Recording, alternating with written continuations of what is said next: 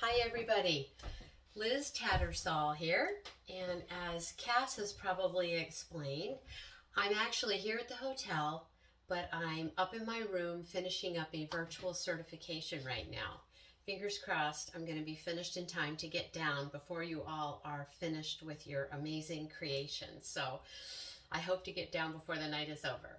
In the meantime, though, I'm going to share a little bit of the hows and whys of journaling to get you started, and then we'll let you loose with the marker, scissors, glitter, glue to have a great time creating your masterpieces.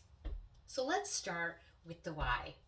Well, back in the old days, journaling was called keeping a diary. And it looked something like this. It was a small book, typically pink. It had a flap like that with a clasp and a lock and a tiny key, which you usually lost within 3 days.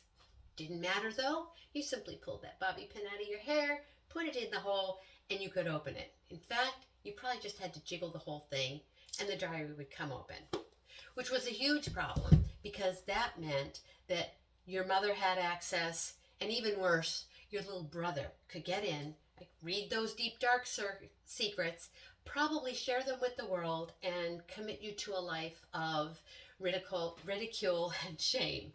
Nobody wanted that. And so, for some of us, the terror and thought of all of that kept us from keeping a diary consistently. So, fast forward now about 50 years in my case, and everybody seems to be journaling. So, what's all the hype about? Why is it something that everybody's doing? There are quite a few reasons, but I'm going to start tonight about how this simple exercise can actually be an effective tool to help you realize your dreams. Because I believe that we all have a dream inside us. And part of what I do as a dream builder coach is to help you design the life that you would love living, help you decide for that life, and then support you in learning the tools to achieve those results. And journaling is a wonderful way to write out the blueprint for your life, to design the life that you would love. Because when you write it down, when you've designed it from your imagination, you can see it, you can feel it, and then you'll begin to take action and get the results that you desire. So once you've designed the life that you would love living, then journaling can give you a place to consciously be grateful for that dream, for each step of the way.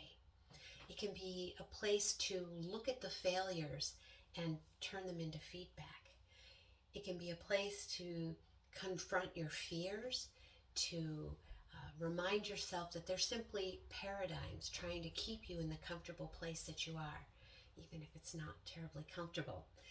It's also a place to source ideas. What's my next action step? How do I solve this problem? It's a great place to do that. And it's also always a place to keep reconnecting to your dream so that you can stay connected with it on a regular basis.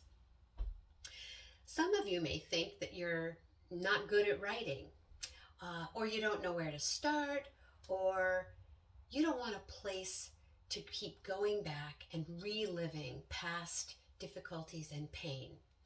And of course, there's still basic problem of what if someone reads it? Yikes, oh my gosh. Nobody wants that. Well, let me share with you that all of these fears and hesitations I have been through at one time or another.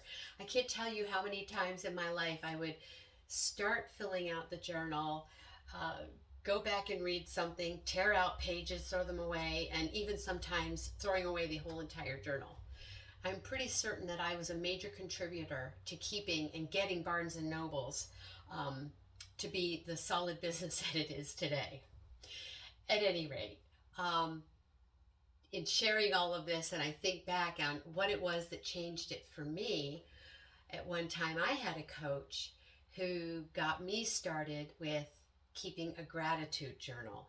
And again, that's something that many of you may have heard about. And so all it was a place, the only exercise for me was to be writing down each day all of the things that I was grateful for. And what's the reason for that? Well, when we think about what we're grateful for, feeling grateful creates a good feeling. When we feel good, we're much more open to what it is we might love and want in our lives. It's easier then to stop looking backward again at the pain and the difficulties of our lives if we're noticing and are aware of what it is that is going well for us today. And so this in turn will help us begin to start taking more steps in the direction of the dream life that we would love. And so I certainly have found, and think that you can too, find it to be a habit that you actually look forward to. So if it's not something that you've ever done or tried, I'm going to give you a very simple way to start that certainly it's the way, again, that I started. All you have to do is think of 3 things that you're grateful for. And I suggest what you do is do this first thing in the morning and last thing at night. And I know sometimes, and there are days when you think, there was nothing, but we can all think of 3 things. You know, when you wake up in the morning, it can be as simple as, I woke up, because you know, not everybody did. It can be being grateful for the gift of the never before lived day. And of course, the end of the day can be easier because it can be, hey, the guy who cut me off didn't actually run me off the road. That's something to be grateful for. Perhaps you got a raise today. That's something to be grateful for. Again, just 3 things, morning and night. And with time, you very often will find that writing that makes you feel good spurs you on to write more and more. And that's the idea. So for those of you who want to learn more about journaling and creating that dream life, designing that dream, deciding for that dream, I invite you to join me tomorrow morning at 10:30 at my Power of Vision workshop, and another opportunity will be available on Friday at 2. So, in the meantime tonight, you are in great hands with Lindsay, Cass, and Beth, who are going to guide you through your creative process to create the journal that I hope will inspire you to start this wonderful practice.